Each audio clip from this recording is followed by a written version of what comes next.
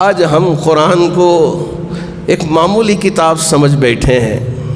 ہم بس اسے آنکھوں سے لگا کے اوپر رکھ دیتے ہیں. اللہ کی یہ مقدس کتاب، اس میں طاقت ہے. جی ہاں، یقین کے ساتھ پڑھیں گے شفا ہے، اور اگر ہم سمجھ کے پڑھتے ہیں تو ہدایت ہے. غلط کاموں سے رکنے کا اس کے اندر مکمل طور پہ ساری باتیں اللہ نے بیان کر دیا ہے، لیکن ہم اس پہ عمل کرنا نہیں چاہتے. آج بہت سارے شیاطین کی طرح یوٹیوب کے ذریعے، فیس بک کے ذریعے، ٹویٹر کے ذریعے، انسٹاگرام کے ذریعے ہماری نوجوان بیٹیوں کو، ہمارے نوجوان بھائیوں کو گمراہ کرنے کی کوشش کر رہے ہیں. میں آپ سب کو اور آپ کے ذریعے سے جن جن تک بھی میری یہ بات پہنچ رہی ہے، میں ان تک یہ پیغام پوری ذمہ داری کے ساتھ پہنچانا چاہوں گا کہ کچھ نوجوان جو اپنے آپ کو یکس مسلم کا نام دے کر مسلمانوں کو بھی دھوکہ دے رہے ہیں، مسلمان بیٹیوں کو بھی، مسلمان بہنوں کو بھی دھوکہ دے رہے ہیں، مسلمان نوجوانوں کو بھی، اور پڑھے لکھے ہمارے دوست احباب کو بھی دھوکہ دے رہے ہیں. ایک شخص بیٹھ کے بچیوں سے مناظرہ کرتا ہے.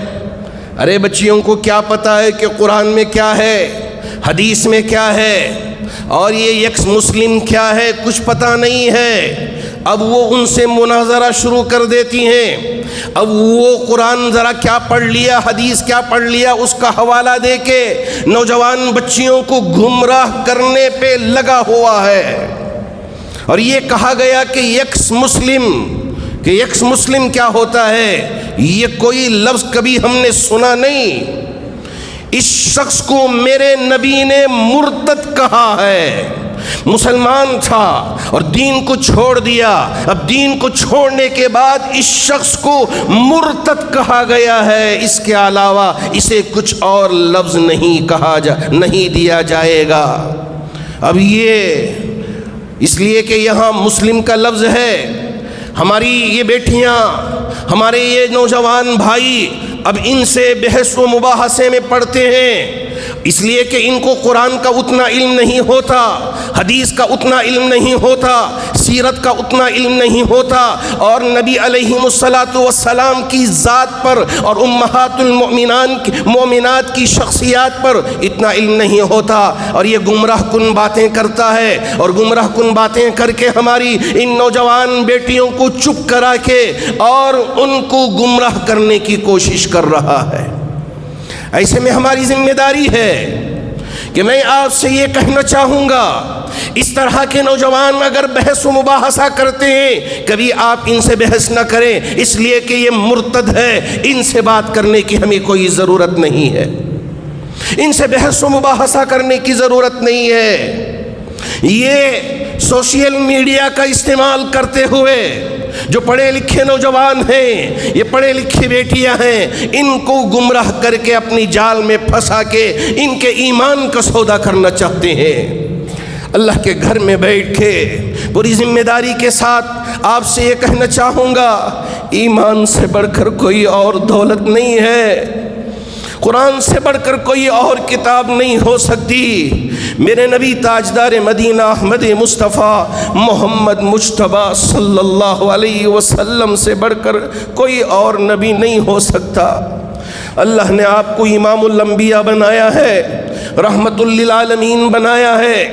اب یہ شخص امہات المومنین کے سلسلے میں کہ دیکھیے کہ کس طرح چائلڈ میریج ہوتی ہے اسلام میں، اور اسلام نے اجازت دی ہے.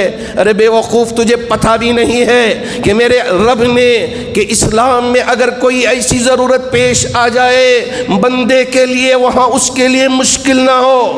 اگر کبھی کبھار چھوٹی بچی ہو لیکن جب بالغ ہو گئی ہے، اب یہ اچھے برے کی تمیز کرنے لگی ہے، اب اس کا کوئی دیکھنے والا نہیں ہے۔ اب اس کی عزت پہ اور اس کی عفت پر اگر حرف آ سکتا ہے، وہاں حکم کے لیے میرے نبی نے یہ کر کے دکھایا عملی طور پہ، تجھے پتہ نہیں تو کون سمجھا پائے گا۔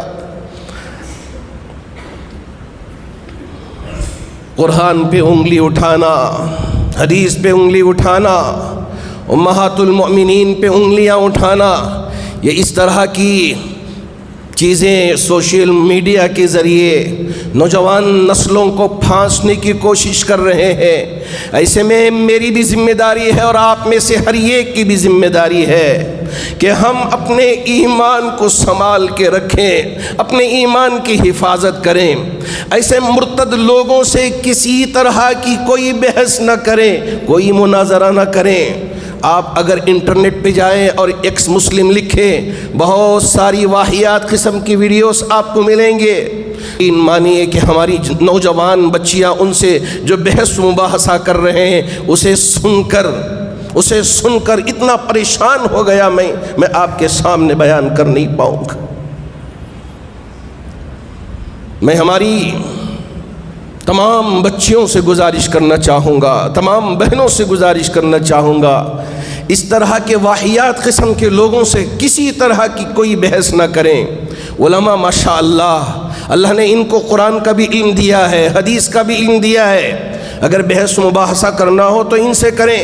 اب یہاں ان کو اٹکا کے کہ دیکھو کہ یہاں یہ چیز ہے، یہ چیز ہے، اب یہ بیچاریاں ان کو پتہ بھی نہیں ہوتا کہ اس میں کیا ہے، کیا چیزیں ہیں، کیا تفصیلات ہیں، اب وہ چپ ہو جاتی ہیں تو اسے دنیا کو بتانا چاہتے ہیں کہ یہی اسلام ہے، یہی قرآن ہے، یہی نبی محمد الرسول اللہ صلی اللہ علیہ وسلم، یہی ازواج مطہرات۔ ہاں عورتوں کے سلسلے میں جو ظلم ہوا، باندیوں کے سلسلے میں یہ ساری چیزیں یہ ذکر کرتے ہیں، کبھی اسلام نے عورتوں پہ ظلم نہیں کیا ہے۔ ارے وہ زمانے جاہلیت تھا، اس وجہ سے غلام اور باندیوں کا سلسلہ تھا، ایک دم اسے اسٹاپ کر دیتے، یہ مناسب نہیں تھا۔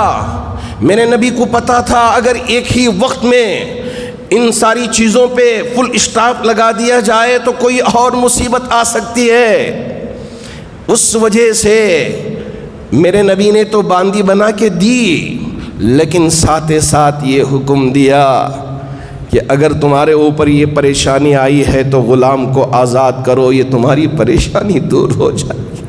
تمہاری اس باندی کو آزاد کرو، تمہارے لیے یہ پریشانی دور ہو جائے گی۔ اس غلامیت سے نجات دینے والی شخصیت میرے نبی کی شخصیت ہے۔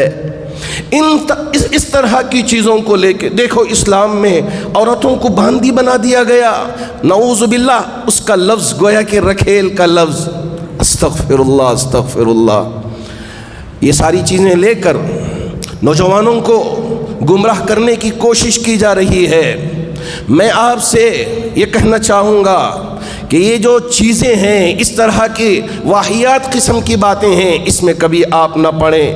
ایمان بہت بڑی دولت ہے، اس دولت کے لیے اگر دنیا کی پوری دولت ہمارے قدموں میں ڈال دے اور یوں کہا جائے کہ آپ اپنے ایمان کا سودا کر دو، ایمان ہمیں بھیج دو، قسم ہے میرے رب کی، ہم اپنی جان قربان کر دیں گے، لیکن ایمان کا سودا نہیں کریں گے، ایمان کا سودا نہیں کریں گے۔